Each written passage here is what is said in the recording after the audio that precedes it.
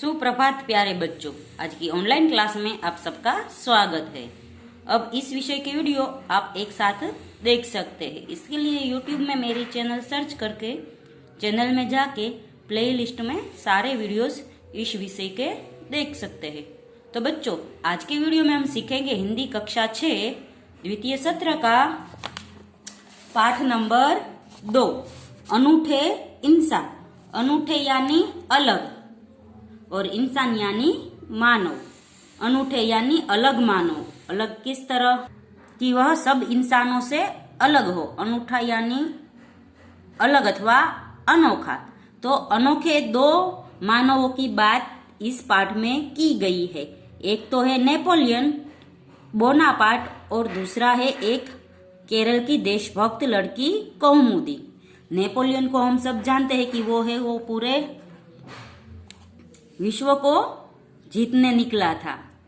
इसके बचपन की बात यहाँ पर की गई है। उसके बचपन से कि एक प्रसंग से हमें है वो प्रेरणा लेनी है, सत्य एवं प्रामाणिकता की राह पर चलने की।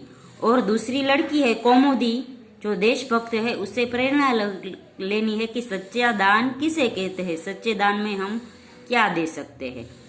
तो सबसे पहला है, ऐसा था नेपोलियन।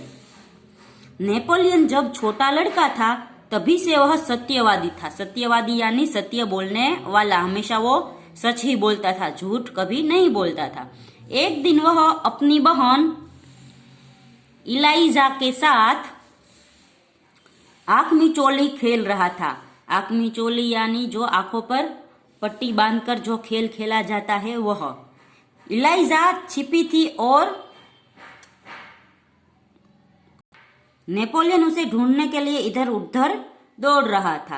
आंख मिचोली में क्या होता है कि हमें है वो आंखों पर अपने हाथों की पट्टी लगा देनी पड़ती हो और फिर सब बच्चे हैं वो छुप जाते हैं। फिर हमें उसे हाथ नीचे हटाकर सब बच्चों को ढूंढना होता है। ऐसा एक खेल है आंख मिचोली।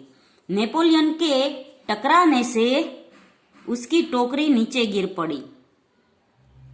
अचानक वह एक लड़की से जा टकराया। लड़की अमरूद बेचने के लिए जा रही थी। नेपोलियन के टकराने से उसकी टोकरी नीचे गिर पड़ी। कीचड़ होने के कारण उसके सारे अमरूद खराब हो गए। वह रोती हुई कहने लगी, अब माँ को मैं क्या जवाब दूंगी। तो वो खेल खेल में वो दौड़ रहा था और अपनी बहन को ढूंढ रहा था।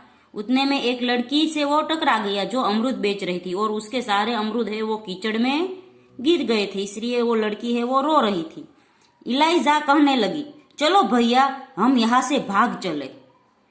तो नेपोलियन कहता, नहीं बहन, हमारे कारण ही तो इसकी हानि हुई है, यानी नुकसान हुआ है। यह कहकर नेपोलियन ने जेब में से रखे 3 छोटे सिक्के उस लड़की को देकर कहा, बहन मेरे पास ये 3 सिक्के हैं, तुम इन्हें ले लो।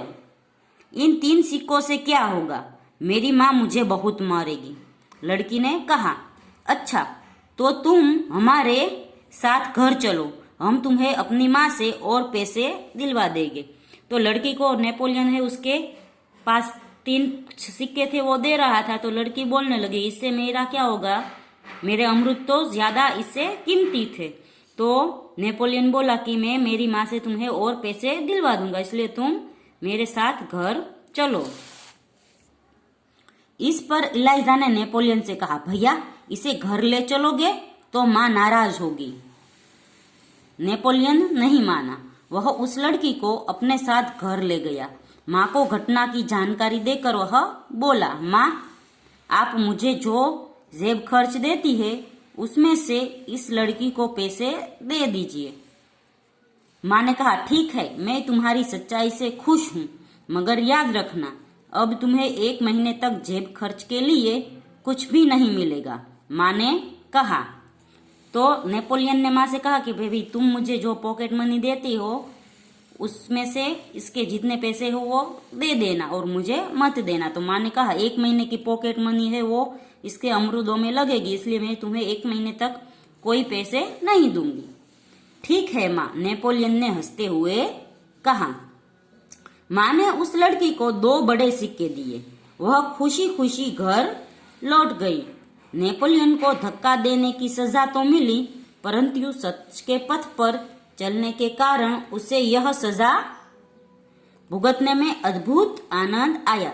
तो नेपोलियन को 1 महीने जो जेब खर्च नहीं मिला वो सजा मिली, पर फिर भी नेपोलियन खुश था, क्योंकि उसने है वो उस रोती लड़की को खुश कर दिया। वास्तव में नेपोलियन सच्चाई के पथ पर चलने वाला इंसान था।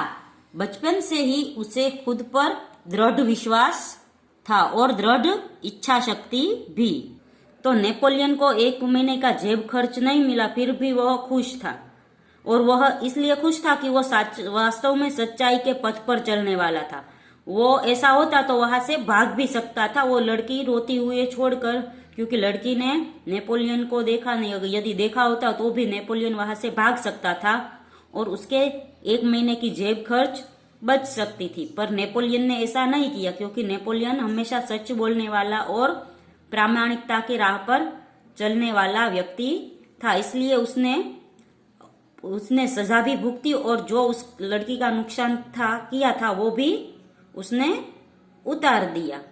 तो इस प्रसंग से हमें यह सीख मिलती है कि हमें भी है वो नेपोलियन बोनापार्ट की तरह सच्चाई के रास्ते पर ही चलना चाहिए। भले हमारी कितनी भी हानि या हमारा कितना भी नुकसान हो, हमें सत्य का रास्ता नहीं छोड़ना चाहिए। हमें है वो हमेशा हमारी नौकरी में, हमारे काम में, हम जहाँ जाए वहाँ प्रामाणिकता से ही काम करना चाहिए। जीवन में हमारे प्रामाणिकता होनी चाहिए। यही सीख में इस प्रसंग से हमें मिलती है। तो बच्चों, यहाँ पर यह वीडियो खत्म होता है। अगले वीडियो में हम है दूसरा प्रसंग देखेंगे। तब तक के लिए गुड बाय, टेक केयर।